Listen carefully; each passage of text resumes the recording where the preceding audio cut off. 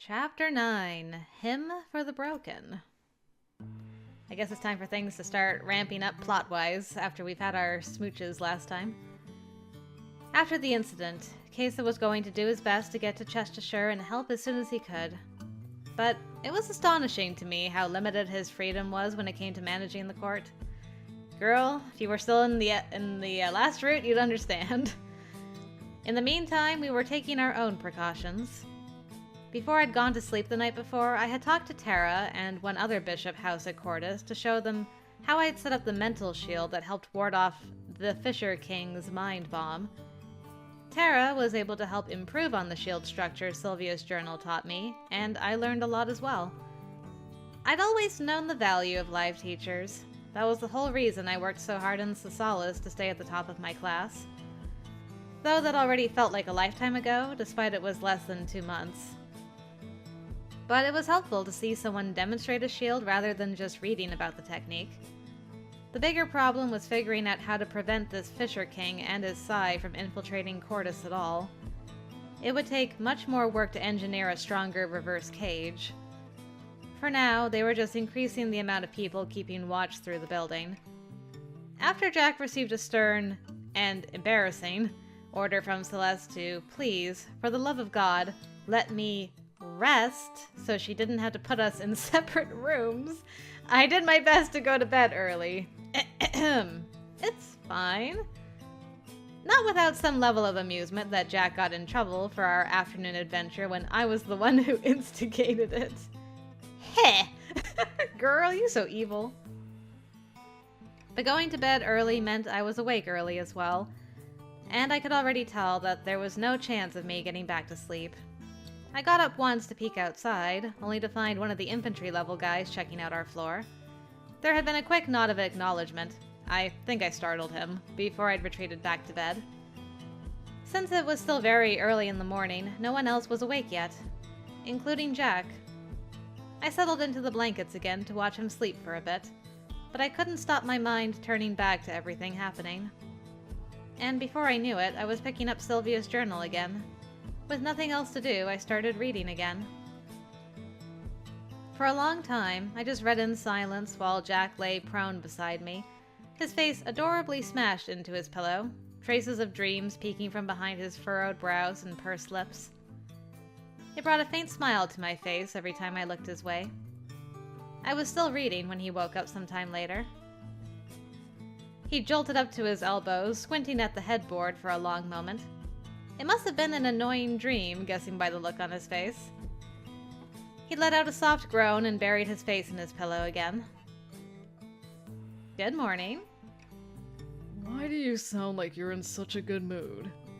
I'm not really, but I've been awake for a while now. He squinted up at me with a frown. Why? I guess I went to sleep too early. I just woke up a while ago. He rolled over, a smile coming over his face. Not my fault you didn't let me keep you up. Doctor's orders. I set the journal down and leaned over to brush a gentle kiss to his lips. I'm sure you'll have plenty of opportunities to keep me up in the future. He gave me a soft smile, toying with a lock of my hair. I definitely will take full advantage of every opportunity to do so. I'm already lamenting all the lost hours of sleep. Don't worry, I'm confident in my ability to make you forget all about lost sleep. I kissed him again and straightened, stretching my arms above my head. Looking at Sylvie's stuff again? Well, I didn't have anything else to do. I want to at least finish it. Finding anything useful for the current situation? Well, she doesn't exactly say, hey, when you meet that shady guy trying to kidnap Espers, try this strategy. I found a section explaining the principle behind some telekinetic attacks, like Cyburst and a few others. Even though she visualized Psi in a different way than me, the way she explains things is still helpful. I can apply it to how I perceive Psi and still understand what she's talking about. She explains how she compresses her Psi to release a Psi burst, or another strategy of circulating Psi in tight revolutions then releasing it outwards. It's easy for me to see how that would work. I think that's more accurate to what I did in that vivarium as well. Though I don't remember it too well either way. Well, it's good if it's useful. It might be. But I guess that's if I ever have to fight someone in person. It's not as useful for attacking someone I've never seen. We'll find this guy. Don't worry about that. But if it was that easy, they'd have already found him. We both knew that. By the way, I was wondering, you said there was a final entry that was password locked. I'm nearing the end, and I couldn't help but wonder if I should read the last entry too. Jack sat up, rubbing his face, his fingers scratching against the faint stubble. It couldn't hurt to check. She may have left a message for you, one I couldn't access. What was the password? Do you remember? Something...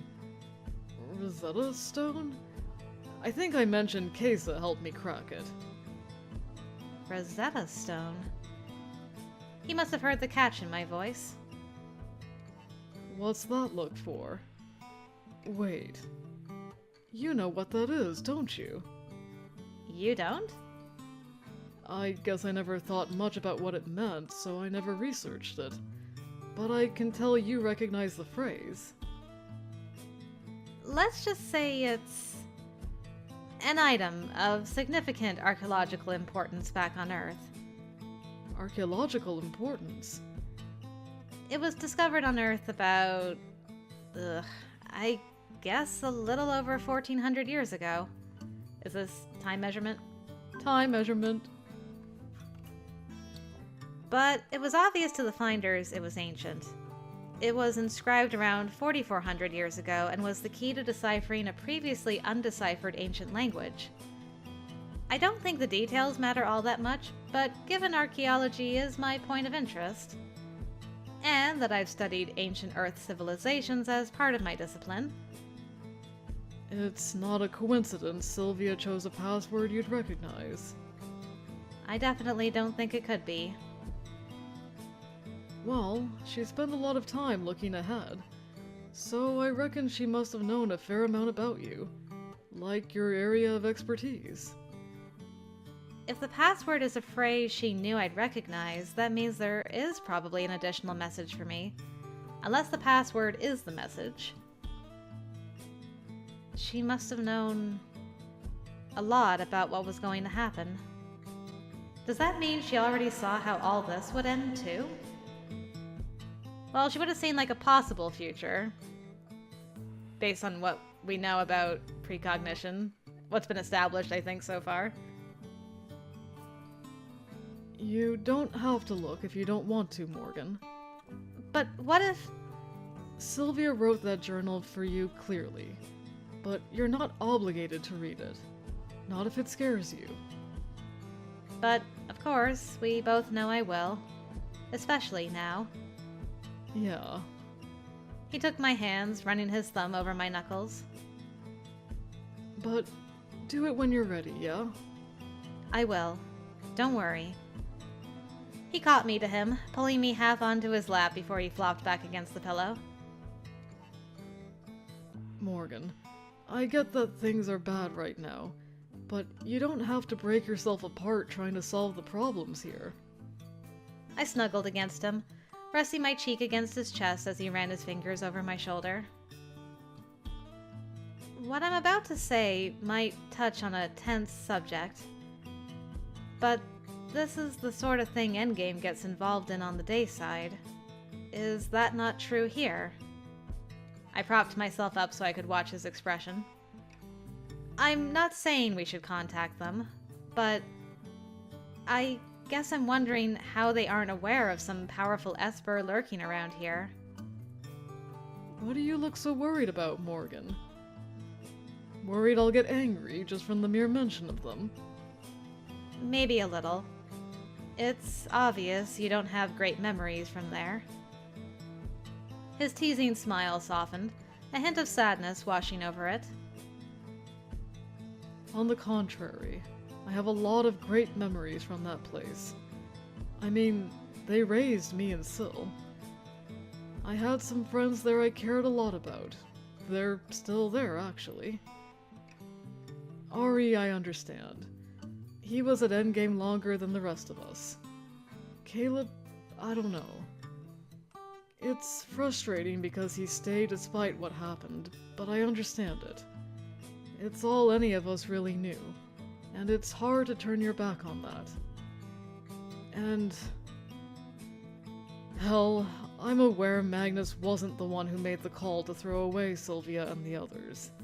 Ah, so you admit to it. You just want someone to be upset at, and Magnus is the easiest. Okay. Interesting. But it pissed me off that he defended it. That he didn't call out that shitty council and try to change it. Okay, that is fair, for sure. You can be upset about that. That's reasonable. I know their hands are tied.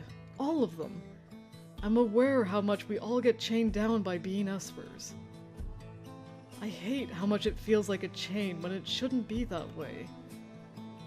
But that's not what you're asking, I guess. No, but I don't mind hearing you talk about it. Going back to your question, though. Endgame isn't all-powerful. Magnus doesn't know everything, and neither do their bishops.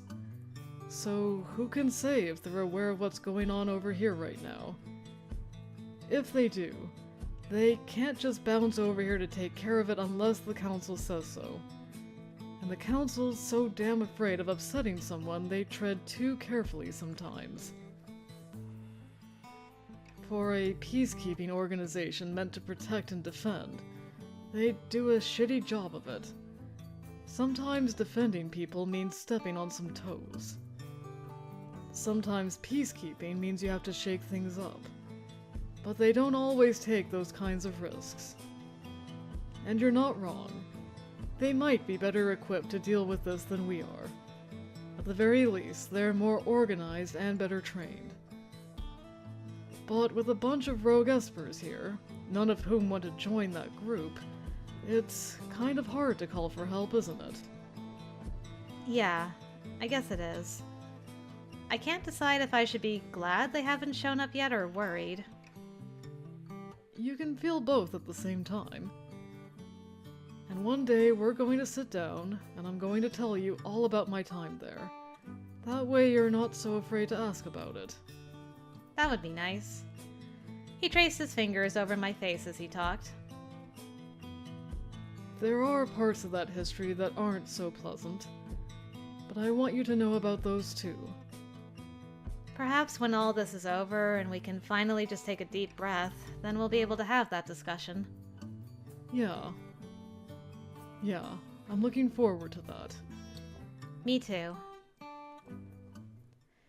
We got up some time after that and arrived in the lobby just in time to learn that things had not gone as well as planned last night when it came to keeping anyone from wandering off. Now who? Is it Rory again? You have got to be kidding me! How did he get out? When did he leave? What's going on? Who? Rowan's gone. That's what's going on. Rowan? No, not Rowan! How the bloody hell is that possible? His window was open this morning, so we assume he went through there. He's on the 3rd floor! And he's a rook, so being on the 3rd floor won't stop him. I thought we strengthened the cage around this place last night. Well, it didn't work, did it, genius? I told you it wasn't as simple as that. What were the patrols doing when Rowan wandered off? Gosh, Jack, they were probably patrolling. No one told them to check in everyone's room. What were they supposed to do? They were supposed to keep people from wandering off, that's what. Shouting won't help the situation, you two. They both glared at me, but I shrugged it off. I'm sorry. I understand you're both upset, but this isn't helping. Our priority should be finding Rowan, not arguing. And how do you propose we do that? I was thinking we would, look. I could try... Absolutely not! If you're suggesting using your Psi to search for him, that is a definite no. We worked on improving my shield last night, Jack. Even if I encounter another mind bomb, I think I can... No, Morgan. It's too much of a risk. They could also have improved their traps. Then what do we do? I'll go out to look for him myself. Because that's worked so well in the past. Nothing else has worked either! Then we need some new options. Yeah. Call me when you come up with one that doesn't involve our site-based espers throwing themselves into harm's way. He stormed off, and I, with a sigh, followed him. Jack! Jack! I'm going, Morgan. Going where? You have no idea where he wandered off to, though we can say with relative certainty he's down in those ruins. Are you going to wander around down there after telling me how dangerous it is? Look, it's obvious he left from his window. We can canvass the area and try to find the nearest entrance to the underground. From there, we can decide what to do. But everything is pointing to some kind of hidden base down there, and eventually we won't be able to avoid it. You can't take this on by yourself. He stopped, running his hands through his hair. I know, and I won't. I just want to see if I can find an entrance. Or maybe find Rowan wandering around. There's a possibility he hasn't got too far yet. We won't find out until we check. But with mind bombs waiting to take out anyone searching with clairvoyance, we have to do it the hard way. I promise I'll be careful. Just don't do anything stupid while I'm gone. Please. You too. You have my word. Jack... Wait, maybe I could come... No. And with that, he was gone. I stood staring at the door, unsure what to do. I couldn't believe that Rowan, of all people, was gone. When I think about it, rooks probably have the least mental defense against this kind of thing, though. Which meant... there were a lot of vulnerable people here. Celeste, June, Jack. I mean, you weren't immune to it either, and you're a queen, girl. Rooks were the most common rank once you got past infantry, so there were quite a few of them around compared to others. We were going to have to find a way to protect them. Please be careful out there, Jack. Maybe I should have forced the point and gone with him, but I didn't want to hold him back. I didn't have confidence when it came to how to handle myself in a confrontation with Espers. If he came across that group from before, I couldn't say for sure I could really help him out. Dragging him down would be a big problem. But I also hated just staying here and doing nothing. I flopped onto one of the sofas, pulling my knees up. I felt so... useless. And hopeless. I hated it. Perhaps I should just risk it and look around. You promised him you wouldn't. A little. Just the area outside Cordis, not down in the ruins or anything. You promised. And you're not well, actually, are you stubborn? Hold on. I forgot. You are stubborn. But you're also emotional. And you also made a promise to this boy. And over my dead body, are you doing that? He promised you he wasn't going to be reckless. You promised him. You gotta, like, try this, okay? Besides, maybe now's the time to flip to the end of the book and find out what the message is, if there is one. The temptation to have a reckless look into the surrounding area was there, especially since I'd learned to set up a stronger shield now. But I worried about the possibility of encountering a stronger mind bomb. I didn't want to experience that again. More than that, I didn't want to risk worrying Jack again. Not after we talked about it so many times. Exactly. I didn't want to be locked in a tower like a precious object. But this wasn't a game. Or is it? My being rash could create a mess others had to clean up.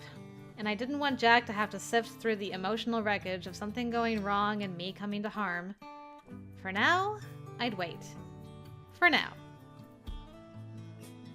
With nothing else to occupy my time, I eventually went up to get the journal. Jack waking up had interrupted my reading again, but I could finish it today.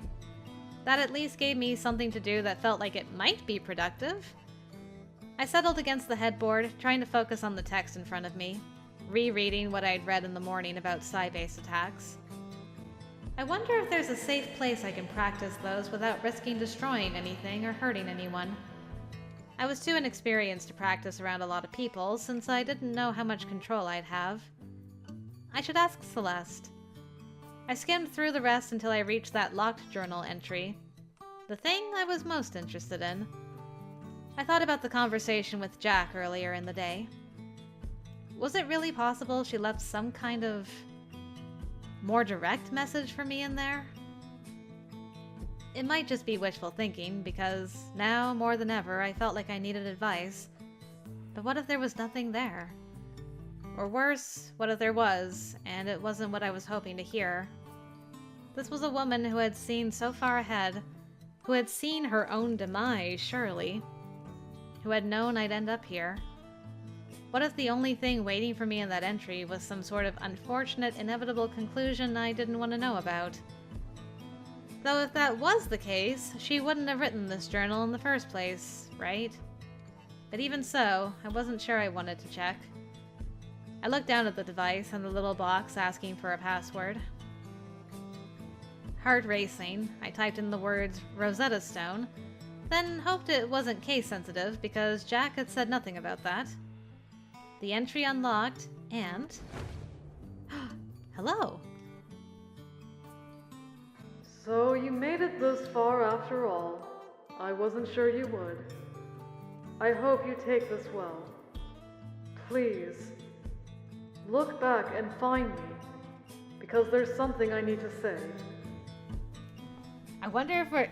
Okay, like if my theory was correct, right? About her being one of the test subjects at Nyx, what if we like go back to when she was there? And that's what she's gonna like tell us some things from there, and like, I survived the attack, by the way, I'm still alive, and this is before what's-his-name takes me over. This is what he looks like. Huh? Let's see.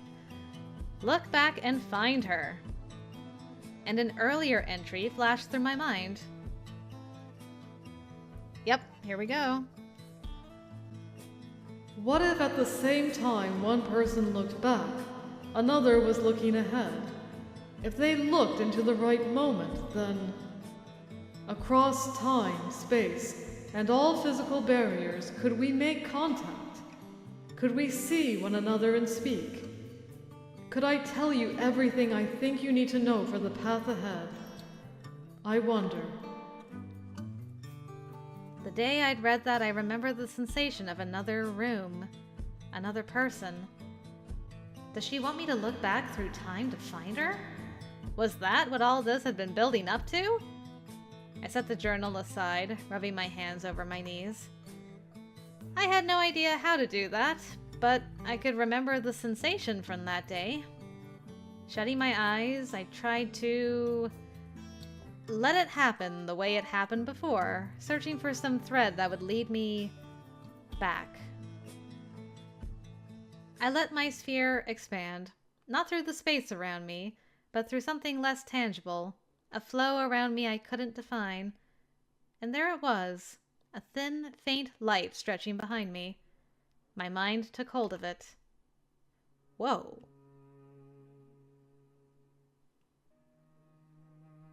Okay. Partially garden. I mean, it might be Endgame's garden? Maybe. Trying to remember there was a bench in Endgame's garden or not. A different room bled into mine, and it felt like I was pulled. Then the rooms overlapped completely. I stood, or maybe I didn't. It was kind of hard to tell. Everything felt strange, fuzzy, like my movements were delayed. This is... We connected. Hello! Oh yeah, this is definitely your endgame days. Which would make sense, because, I mean, as far as everybody knew, you died while you were in Endgame. You do kind of look like the girl we saw, just based off of my memories. If I, like, went back and compared the footage. I wonder how close that is. I spun around at the sound of the voice behind me, and she was there, superimposed into my room with another place behind her. A garden of some kind? Sylvia. You're... Sylvia, right? I am. Then this is... You probably figured it out already, right? You're looking back, and I'm looking ahead. And we're meeting in the middle somewhere. Though I'm not sure how long either of us can maintain this link. You don't seem surprised.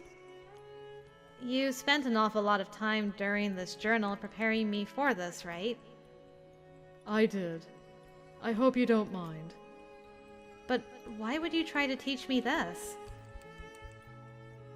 I just wanted to meet you at least once. And this was the only way. So she did know what's going to happen. You don't have to be so sad about that. If you've spent a lot of time looking ahead, do you know what we're up against now? Who we're up against? Only a little. Probably not as much as you wish I did. Morgan, I have a lot to say, and only a little time to say it. I can't see as far ahead as you think I can. And the further from me things are, the less clarity I have. I can say there are some difficult times ahead, and the person you're against is tough. Who is he? Morgan, listen to me. The past creates the present. The present creates the future. I know you believe this too. But sometimes we spend so much time focusing on what's ahead that we forget what lies behind us is just as important. That the people who are behind us teach us about those who come later. That's why I've spent as much time looking back as I have looking ahead. I met him by chance. A powerful Esper, from a time when most people didn't believe Espers existed. Are you implying this guy is from...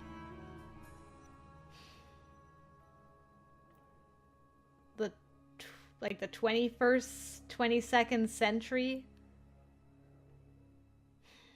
I've been wondering about this, right? Because I keep thinking, I mean, it might not be anything, and Esh might pop into a comment later and be like, it was like a coding game making thing, so it doesn't actually mean anything, but I gotta get this out anyway, because I have wondered. Out of all the journal entries that get highlighted in dialogue and internal thoughts and everything, time measurement comes up the most frequently. Like, so frequently, and multiple times within a route, that I can't help but wonder if I should really, like, do the math on where we are in space and time. Because I'm like, maybe we're not actually that far out from at least the 22nd century. Possibly even the 21st century. Like, because of the time displacement of this planet, maybe it hasn't been as long as my brain thinks it is, and I should really, like, do some calculations about when humans left Earth and found this planet, because maybe he's, you know, maybe it's not that long ago. I don't know. I can't help but wonder. Okay, but regardless of all that, it sounds like he's from 21st, 22nd century, potentially. I mean, he could even be before that, but it would explain why he's, like, interested in Shakespeare a little bit more than, like, humans are now that are kind of removed from Earth culture and stuff. I don't know. It's interesting. It's very, very interesting. I'm loving all of this. Okay, I could have waited like 1 second so she could have told me. But then I get the satisfaction of being correct. Okay. Good, good. Partial theory confirmation. I like it. Thank you, Sylvia. He was from somewhere in the 21st century. On Earth. You were able to see that far? No, Morgan. He was able to see that far. I have never encountered psi like his before. This man. They found him as a child, and the lab was all he ever knew. He was the one who warned me to look ahead, because after the first time we made contact, he was curious enough to peer beyond even me. And he realized a person in my future had a connection to him. A descendant. Though I think it's more like a clone. I'm not aware of all the details. Could that be true of Sylvia as well, I wonder? Like maybe the woman we saw, which I'm pretty sure is Sylvia, what if that is also a clone of her and not actually her now? Wait, if this was the clone of someone who could see that far through time and space, we were in trouble. Can we even win this? It's difficult to say. Looking at the future isn't like reading the ending of a book. There are many variations, many paths, that can make the future seem murky, uncertain, and ever-changing. The paths nearer to my own are the clearer ones for me. The ones that require more intervention to shift onto them are more blurry. For instance, in some of those paths I never wrote this journal, or you never read it. Or perhaps you didn't end up at this place at all. I did wonder about that. I'm like, assuming Sylvia wrote this journal in every other route, what happens when Morgan doesn't receive the journal? So she's like, in some paths, you don't get the book. You don't end up where you are. Maybe I never wrote it. In those paths, you don't know.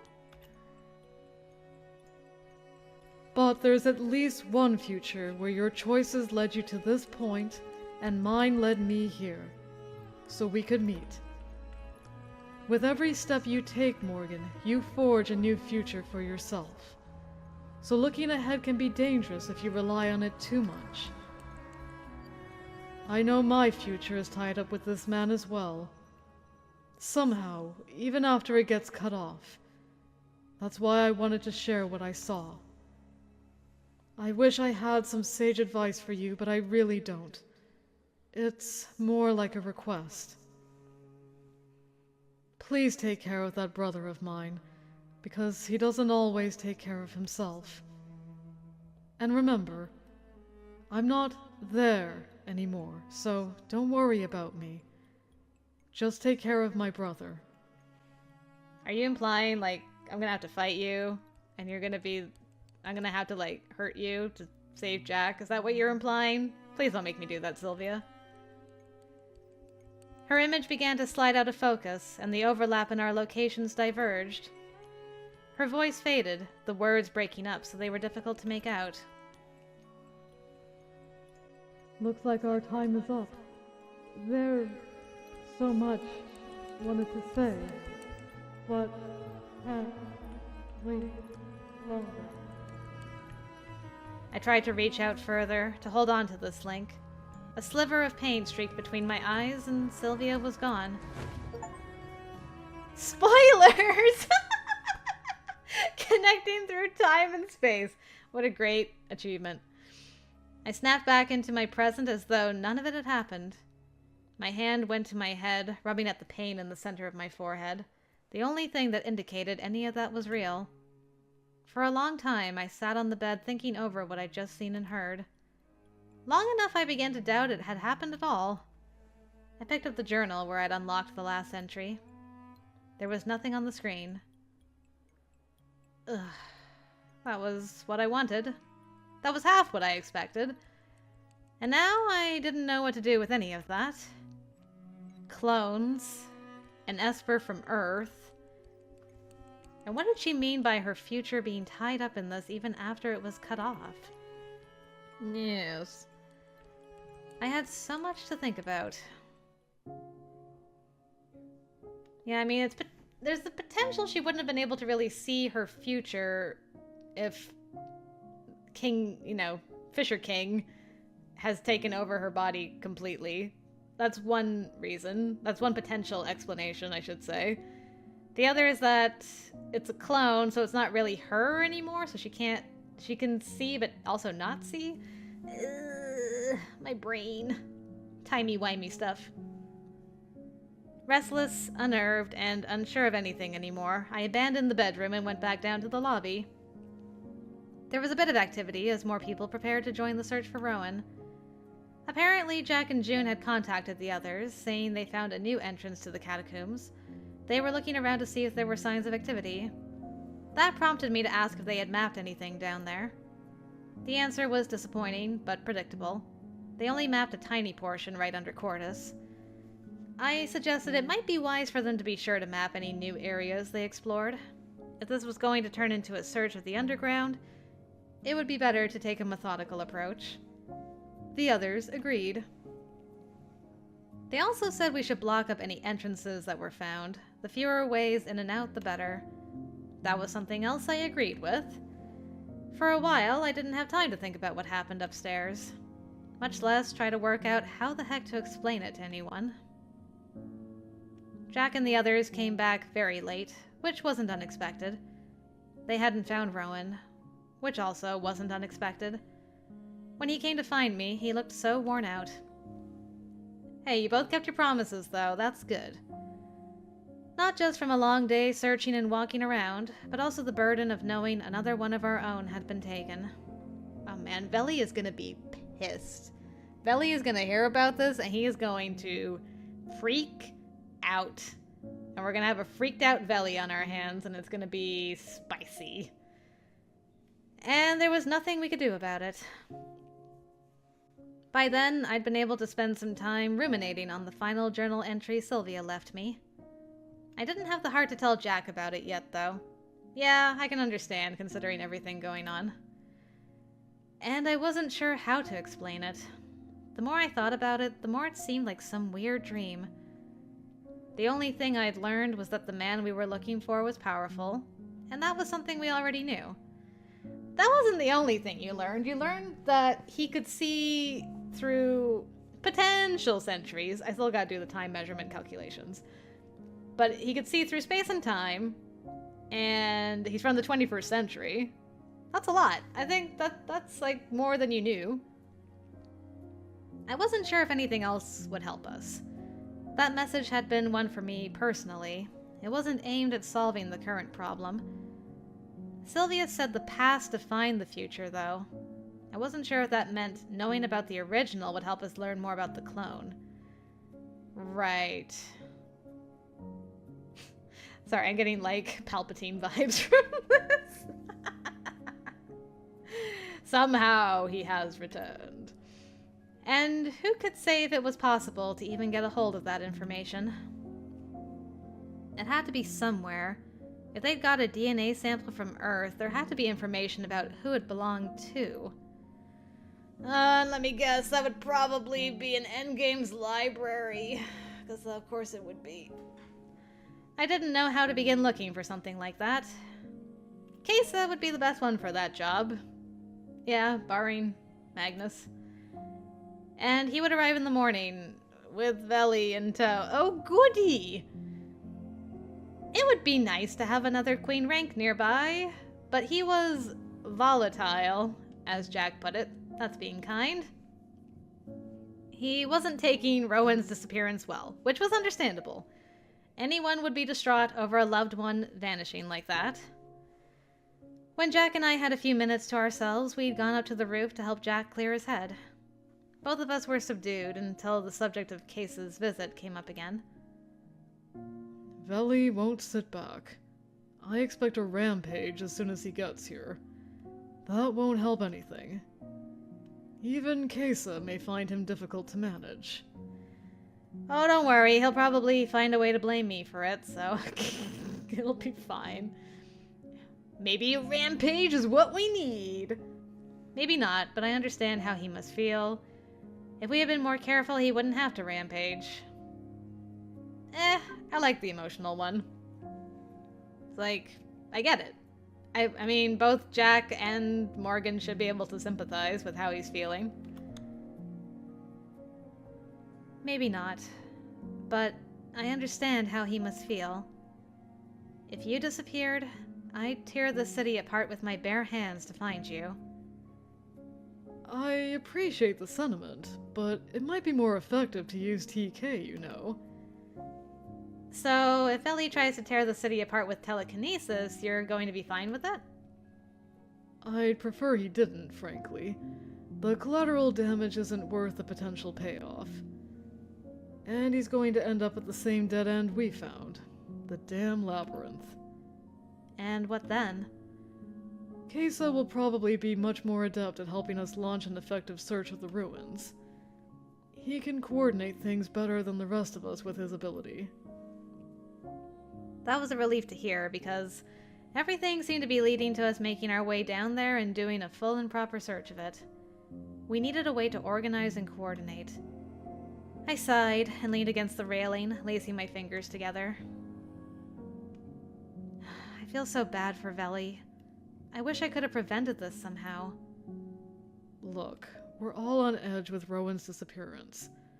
We may not have all been dating him, but he was a friend. And an integral part of this place. We'll find him. We have to. Veli may not share that optimism. Not before ripping the city apart. Then we'll just have to help him. The thought of you and Veli helping each other destroy a city is terrifying, because I'm dead convinced the two of you could do it. Jack and I were silent for a long time after that. I still didn't want to bring up the journal, and Jack never asked, so I filed it away to talk about the next day. We stood on the roof for a while and then went inside where the mood was just as dark. Just don't disappear into the ruins before you told Jack. Okay, Morgan? Cool, cool, cool. Jack went to bed early and I followed suit. He held me tightly even after he was asleep, as if he was afraid to lose me. Afraid I'd wander off in the night. I mean, I just thought of it too, so I feel Jack on that. It was a feeling I understood well at this point. One I thought we all understood.